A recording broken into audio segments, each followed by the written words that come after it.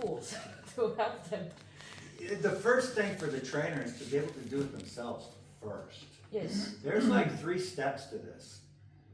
One is to be able to understand, quote, the biomechanics, the biodynamics, to understand it. We're in a sport where everybody says inside leg, outside rein, and I would say 95% don't actually know what that really means, what it really means. One is to really understand what is happening with biomechanical cause and effect. 2 is then to be able to do it. Once you understand the theories correctly and you can apply the theories correctly, then learn how to teach it. But if you're trying to teach what you really don't understand and can't do yet, it doesn't work. This sport is full of the blind leading the blind. This came up. I asked Erica a few times, because I know Erica goes back and she's going to teach.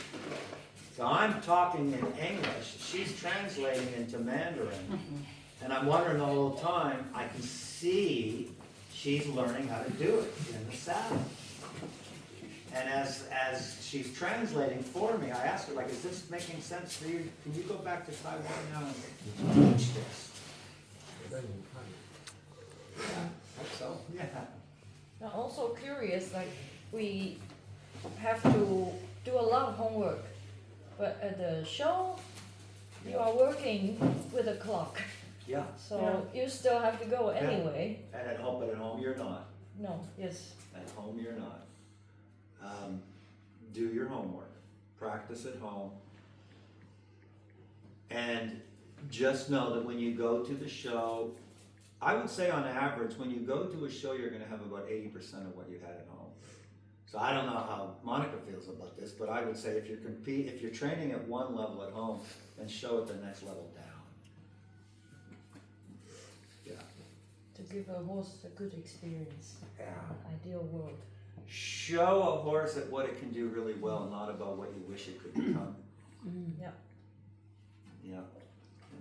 For example, with a horse like mine, is it smart to go out and, like what I did before last week, I went without a point, without a Actually, out to the Right competition, to not have pressure or something like that. But is it smart to do this, to have like a good experience for the horse and to try to do it, or is it better than to stay at home and to practice really a lot at home until it's really 200% at home and then go out? Because I have the feeling, like for example with a horse like mine, that every time I go out, that's really the problem. Like when you have no time to do a proper warm-up, and then you have to go in, it's always something, or it's too long warm-up, or it's too short, or the judges are too soon with the ring, or they are too late with the ring. It's always something, so you cannot do it 200% at the show.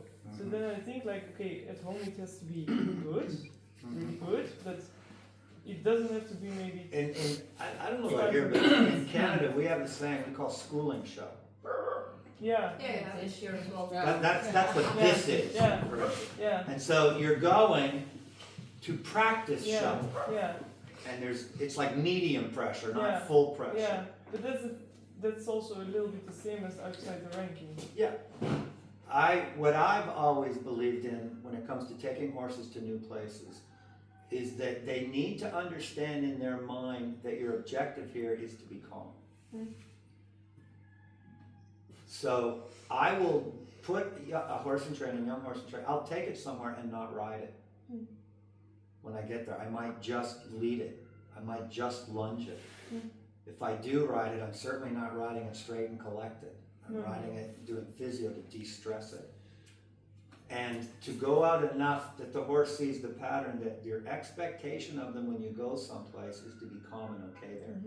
And when you're consistently going to new places, calm and okay, then start pressuring them to perform. It's so difficult that we are so goal-oriented. Not unlike my response to the breeding question, like, what's your goal? Breeding. What's your goal? Breeding for Grand Prix. No, what's your goal? Breeding for Grand Prix. Who are you going to sell these horses to? Know that. What is your goal when you take your horse somewhere? For it to be okay. So don't do things that it won't be okay with. If your goal today was to keep her relaxed and do your best test, you should have stayed in that arena. Yeah. You shifted the goal Yeah. to, I want to see if I can handle her in this arena. And so what you got was pretty much to be expected. Mm-hmm. So what's your goal? Yeah. Yeah. I would have taken her to this arena and not tried to ride her for Because, such performance. yeah. I would have taken her in there on a long rein, doing a lot of bending and turning on the forehead, instead of, we're gonna go into an arena we've never been in before and you're gonna perform. So it's things like that. Yeah. Try not to compromise relaxation for the expense of goals and performance. Make the goal relaxation, because it'll defeat your performance if they're so stressed they just blow up. Defeats the entire purpose. Yeah. Load them in the trailer, go somewhere with no expectation whatsoever than to work on keeping them calm. And you calm them down from the inside out. If need be, you spend your whole time doing turning on the forehead. Yeah. Yeah. I'm afraid I'm going to have a taxi show up here in a few minutes. I'm going to have to go. So thank you all. Thank you. Thank you. Thank